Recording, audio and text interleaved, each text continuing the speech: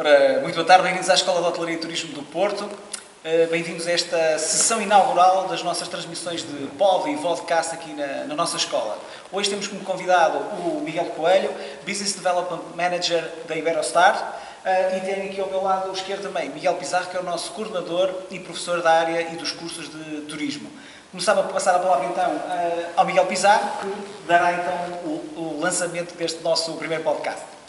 Bom, agradecendo ao Miguel, naturalmente, obrigado Miguel por estás cá.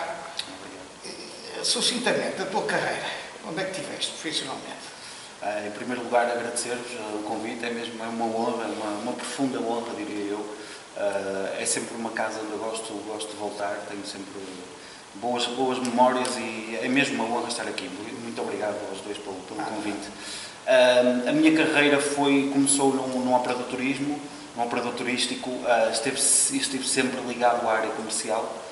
Ou seja, quer no primeiro operador no Viajar Tours, depois transitei para a companhia de cruzeiros MSC, e agora estou da cadeia hoteleira espanhola Iberostar, sempre na área comercial e sempre ligado aos operadores e às agências de viagem.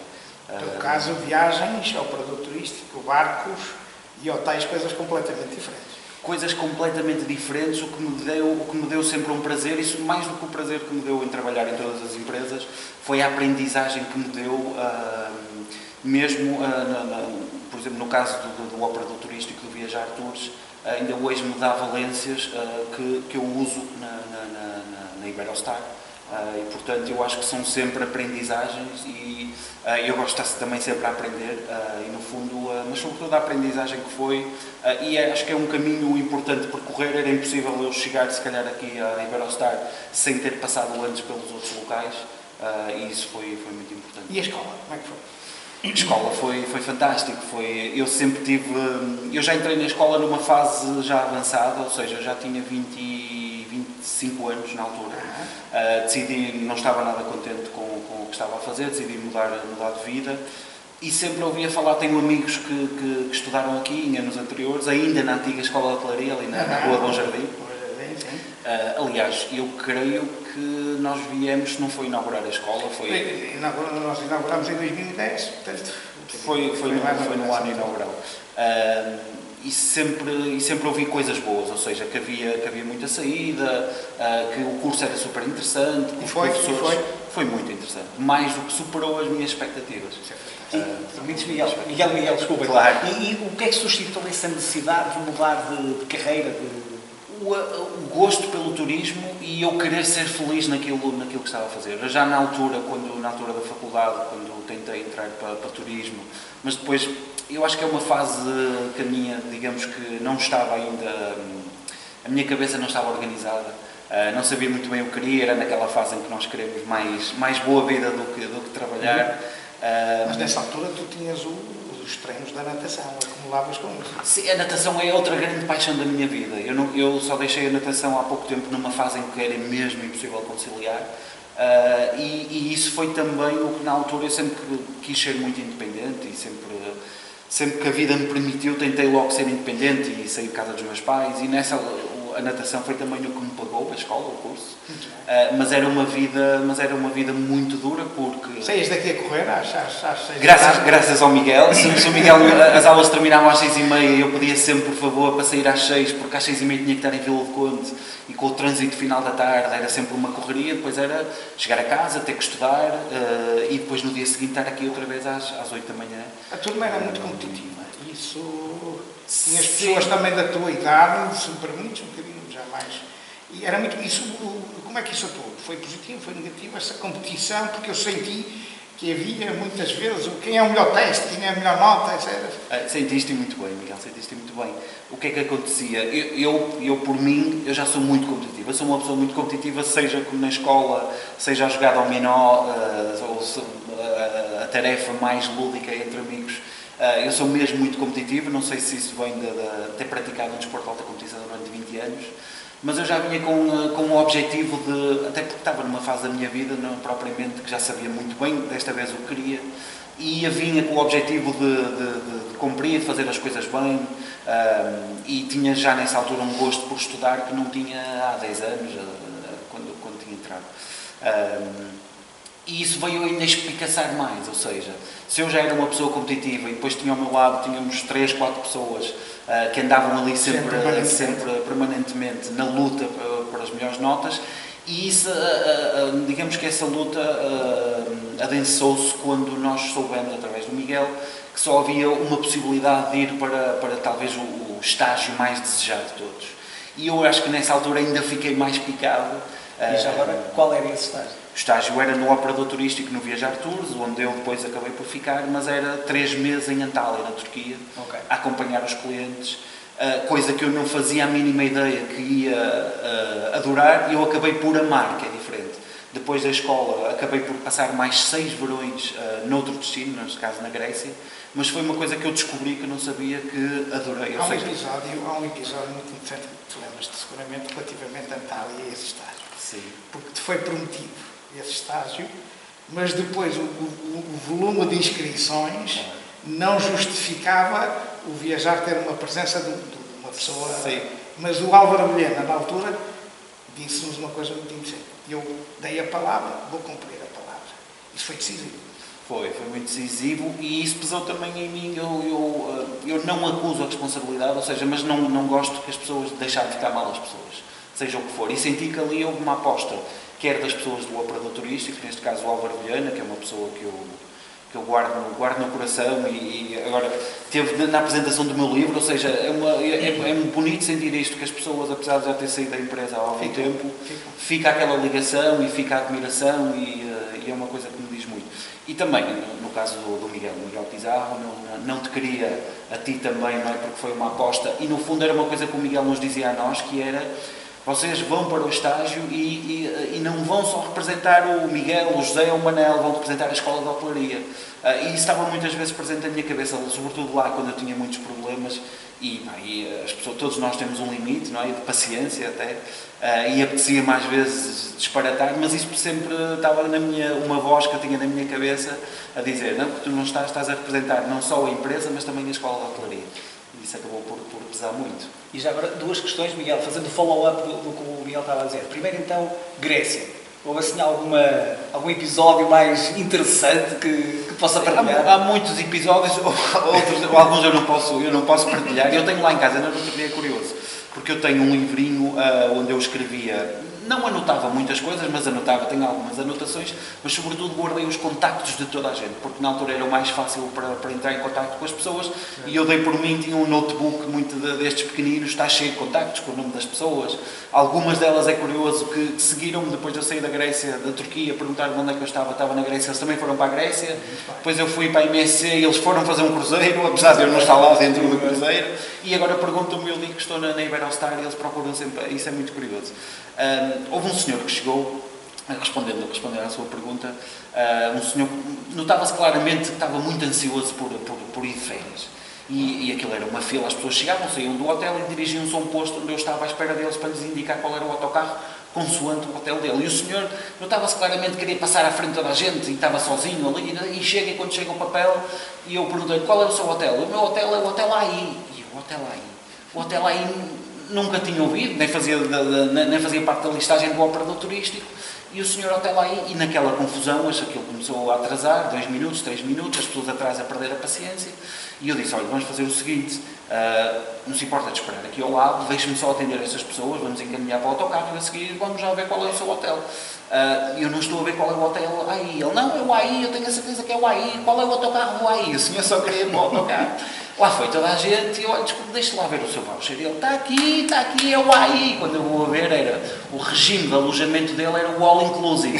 E então estava em AI. E ele achava que o nome do hotel, o senhor não devia ter muita experiência em viajar, achava que o nome do hotel era o AI. E lá lhe tive que explicar que aquilo era o regime de alojamento, de pensão, e que ele ia ter o hotel dele, era Hotel Y, já não me recordo agora na altura, mas a cara dele, ele com muita certeza, já quase a chatear-se comigo, do género: diga-me qual é a porra do autocarro que eu quero ter o meu hotel. Eu tenho a certeza que o meu hotel é o AI. O AI.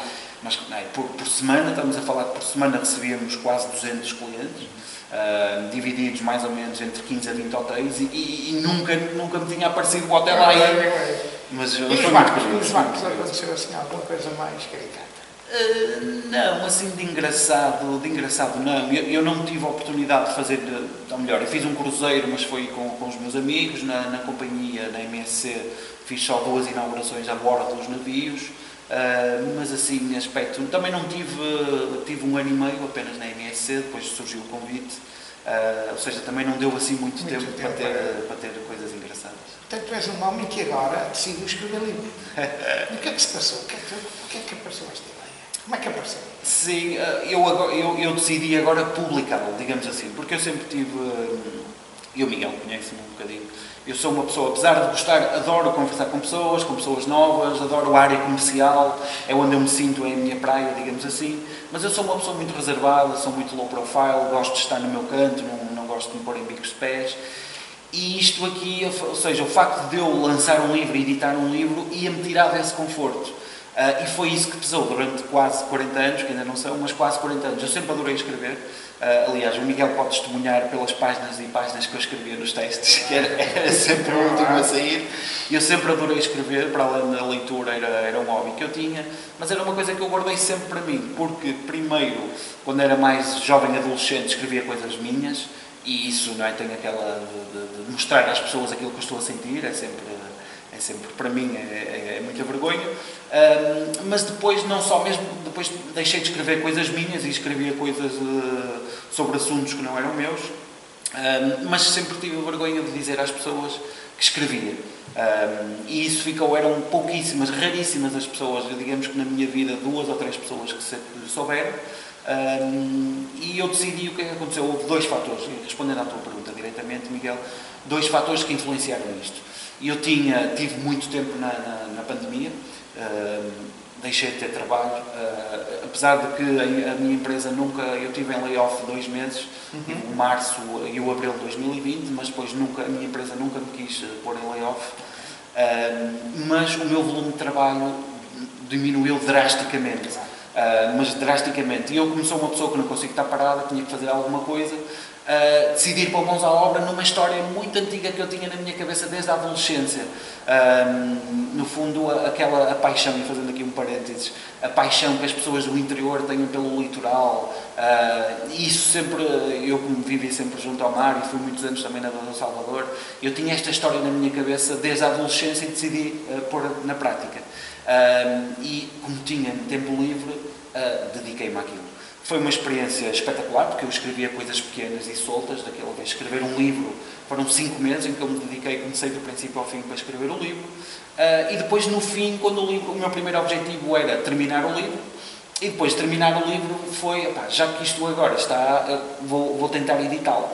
Mas depois pesou a tal vergonha. E o que é que pesou nisso? Primeiro, o facto da pandemia, eu acho que nos fez pensar nas coisas de outra forma, na vida de outra forma. E a minha, ali naquela altura, bateu-me aquela coisa de... as coisas mudam de um dia para o outro. E como está o exemplo desta pandemia, nós no dia 11 de março de 2020 estávamos espetaculares, no dia 12 de março de 2020 o mundo parecia que ia acabar. E isso pesou muito. E depois, o que é que pesou mais? Infelizmente, foram as 2 coisas piores, mas esta, a segunda, foi pior. O meu avô faleceu em 2021, eu tinha uma relação, faleceu com 97 anos, o meu avô era uma pessoa que mesmo com 95 ou 96 anos pintava, escreveu poesia toda a vida, e sempre foi uma inspiração. E a minha vergonha levou-me ao ponto de nem sequer comentar com ele. Uma coisa que eu tenho a certeza absoluta que ele ia sentir, eu tenho a certeza que ele ainda se sente muito, tenho a certeza que onde quer que ele esteja está muito orgulhoso, mas o facto de eu não lhe conseguir ter dito por vergonha pesou muito e foi, que se lixa a vergonha, porque perdi de ter dito isto a uma pessoa que é muito importante na minha vida, por isso, mais do que isto, eu não perco mais nada. Portanto, se ninguém gostar do livro, valeu a experiência. Mas felizmente não tem sido isso que tem acontecido, o feedback tem sido espetacular. Muito bem. E, se me permites, Miguel, pegando na palavra paixão, então o que é que o Miguel no dia a dia mais gosta de fazer na sua profissão que está tão intimamente ligada ao setor turismo?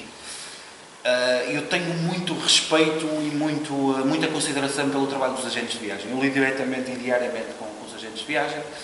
No fundo sou eu que faço a ponte entre os hotéis, nós temos mais de 120 hotéis espalhados pelo mundo, e as agências de viagem, e também os operadores turísticos, e eu acho que é esse respeito que eu tenho por eles que me alimenta uma paixão diária de tentar ajudá-los e ajudar também a minha empresa, que eu acho que nunca senti tanto. Eu visto muita camisola, sempre vesti em todo lado, mas acho que nunca uma camisola me aceitou tão bem como esta. Onde eu sempre gostei dos hotéis Iberostar, mesmo antes de trabalhar como cliente, e eles têm uma filosofia, uns valores, digamos assim, que encaixam perfeitamente na minha maneira de pensar também, não só em termos de política de sustentabilidade ecológica, é talvez das empresas mais pioneiras no mercado, que apostou muito na sustentabilidade, e é uma coisa que me dá realmente muito prazer. Mas a paixão vem daí, do contacto com as pessoas, de poder ajudar, de poder sentir útil e, no fundo, fazer crescer as duas coisas, a minha empresa e os clientes. E o turismo tem futuro, pá? Tem. Eu acho que o turismo deste lado, não é do lado, ou seja, muitas vezes... Que mensagem é que dirias àqueles que eventualmente se podem, como tu naquela altura estavas a pensar candidatar-se ao turismo? O turismo nunca há de acabar. Eu acho que isto é a maior, como é que eu ia dizer, é a forma mais positiva de encarar as coisas, que é, sobretudo em Portugal. Nós vivemos o meu turismo e aquele turismo, eu nunca trabalhei num incoming. Ou seja, Portugal vive muito do turismo, mas é de receber turistas, e isso então é que eu acho que tão cedo não há de acabar. Mas aquilo que me motivou a mim na altura era tudo aquilo que envolve o turismo, as pessoas, os hotéis, os aeroportos, os aviões, toda a indústria. Toda esta máquina que anda à volta. Toda a máquina que anda à volta do turismo, eu acho uma coisa fascinante, e sobretudo depois das pessoas começarem a viajar, depois ganha-se aquele bichinho. E há poucas coisas melhores na vida e no mundo do que poder viajar. Eu acho que as pessoas que efetivamente é preciso, como nós começamos esta conversa, é preciso gostar muito daquilo que se faz. Não adianta só gostar de viajar, por exemplo, é preciso gostar muito daquilo que se faz, e eu acho que o turismo nunca há de morrer, ele vai-se... E o turismo, e Miguel, tu sabes melhor do que eu isto, porque já estás aqui há muito tempo e já viste o turismo passar por várias fases, não é? Da fase antes da internet, depois da internet, não é? Na fase, digamos, 1.0, 2.0, agora eles falam muito de 3.0, ninguém sabe muito bem o que é isso, mas há de chegar aí o 3.0, e eu acho que o turismo, mais uma vez, vai se adaptar, readaptar, e vai haver, se calhar, funções novas que não existiam até agora. E eu acho que essas novas pessoas também que chegam às escolas de hotelaria também vão trazer novas ideias, porque são miúdos que já estão habituados, que já nasceram no 2.0, não é? Sim. Nós nascemos no 0.0 quase, e eles já nasceram no 2.0, e portanto eu acho que eles também são fundamentais para o futuro do turismo.